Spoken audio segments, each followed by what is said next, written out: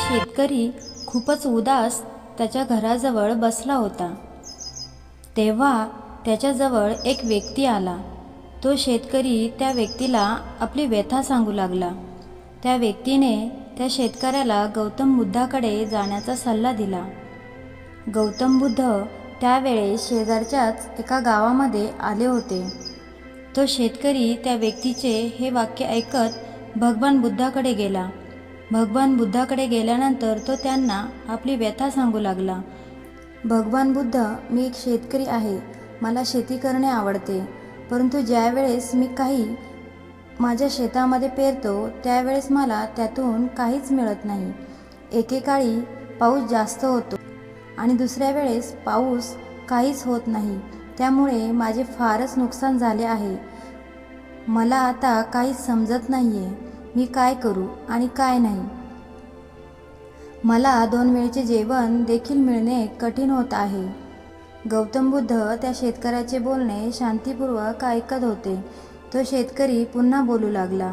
गौतम बुद्ध, मी एक विवाहित आहे. मला माझी पत्नी आवडते, पण कधीकधी ती मला टोचून बोलत असते आणि त्रास देत असते. त्यामुळे आमच्यामध्ये खूप वाद होत असतात.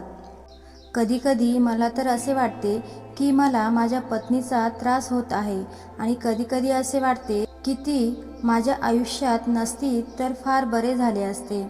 मला मुले देखील आहेत. मी त्यांचे खूप लाड करतो, परंतु ते कधीकधी माझ्याशी तुच्छतेने वागतात. कधीकधी ते माझं ऐकतच नाहीत. तेव्हा असे वाटते की ही नक्की माझीच मुले आहेत का. अशा प्रकारच्या अनेक गोष्टी तो गौतम बुद्धाकडे सांगू लागला. त्याच्या या गोष्टी गौतम बुद्ध शांतचित्ताने ऐकत होते. तो शेतकरी अशा अनेक गोष्टी सांगत होता, परंतु गौतम बुद्ध एका शब्दाने देखील बोलत नव्हते. जो काही तो सांगत आहे ते मनपूर्वक ऐकत होते. सर्व काही सांगून झाल्यानंतर आता त्याच्याकडे काही सांगण्यासारखे उरलेच नव्हते. तेव्हा तो शांत झाला. आपल्या मनातील सर्व काही सांगून तो मोकळे झाला. किंबहुना त्यांनी त्याचे मन मोकळे केले आणि गौतम बुद्ध त्याला काहीतरी सल्ला देतील किंवा या गोष्टीमधून मार्ग काढून देतील या हिशोबाने तो गौतम बुद्धाकडून उत्तराची आस ठेवून बसला. परंतु गौतम बुद्ध शांत बसले होते. त्यावर तो शेतकरी म्हणाला, गौतम बुद्ध, मी खूप लांबून आलो आहे. तुम्ही या समस्यावर काहीच उपाय सांगणार नाही का. त्यावर गौतम बुद्ध म्हणाले, मी तुझी कोणतीच मदत करू शकत नाही.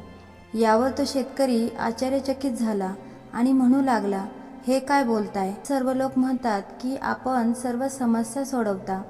तुम्ही माझी मदत का करत नाही. कारण मी एक गरीब शेतकरी आहे म्हणून.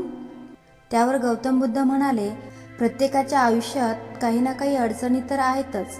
अडचणी तर प्रत्येकाला येत असतात आणि जातही असतात. कधी एखाद्या व्यक्तीला बाहेरचे आपले वाटतात, कधी आपलेच लोक बाहेरचे वाटून जातात. हेच तर खरे जीवन आहे. यातून कोणी सुटू शकत नाही. खरे तर हे आहे की जो व्यक्ती पृथ्वी तलावावर जन्म घेतो त्या प्रत्येक व्यक्तीला आयुष्यामध्ये संकटांना सामोरे जावे लागते.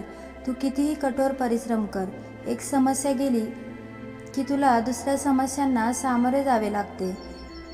हेच तर खरे सत्य आहे. हे सर्व गौतम बुद्धाचे बोलणे ऐकल्यावर त्या शेतकऱ्याला राग आला आणि तो गौतम बुद्धांना म्हणाला, सर्व लोक तर म्हणतात की तुम्ही प्रत्येक समस्यावर मार्ग काढून देता. मला वाटले की तुम्ही माझी काहीतरी मदत कराल. आता तुम्हीही या समस्यावर काही मार्ग काढू शकत नाही. म्हणजे आता माझे इथे येणे व्यर्थ झाले. लोक खोटे बोलतात की तुम्ही सर्व समस्यावर काही ना काही मार्ग काढून देता. तुम्ही तर माझ्या एकासुद्धा समस्येवर मार्ग काढून दिला नाही. तुमच्यापेक्षा तर ते बाबा चांगले होते. ते माझ्या घरी आले, माझ्याकडून यज्ञ करून घेतला. त्यामुळे माझ्या आयुष्यात थोडा वेळ का होईना परंतु शांती समाधानच होते. यावर गौतम बुद्ध म्हणाले, समस्या तर प्रत्येक व्यक्तीला आहेत. तुझा तो यज्ञ केल्यामुळे तुझ्या समस्या कमी झाल्या. या उलट तुला तर जास्त समस्या निर्माण झाल्या. यावर तो शेतकरी म्हणाला, मग तुम्ही माझी एकसुद्धा समस्या सोडवणार नाही का.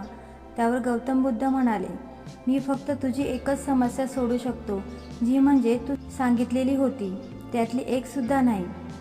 त्या शेतकऱ्याला काहीच कळले नाही. म्हणून गौतम बुद्धांना म्हणाला, मला काही समजलेच नाही. त्यावर गौतम बुद्ध म्हणाले, तू आतापर्यंत जेवढ्या समस्या सांगितल्या आहेस त्या समस्यांचे उत्तर माझ्याकडे नाही, परंतु एका समस्याचे उत्तर आहे, ते म्हणजे मान्य करणे की आयुष्यात प्रत्येकाला कोणती ना कोणती तरी समस्या येते.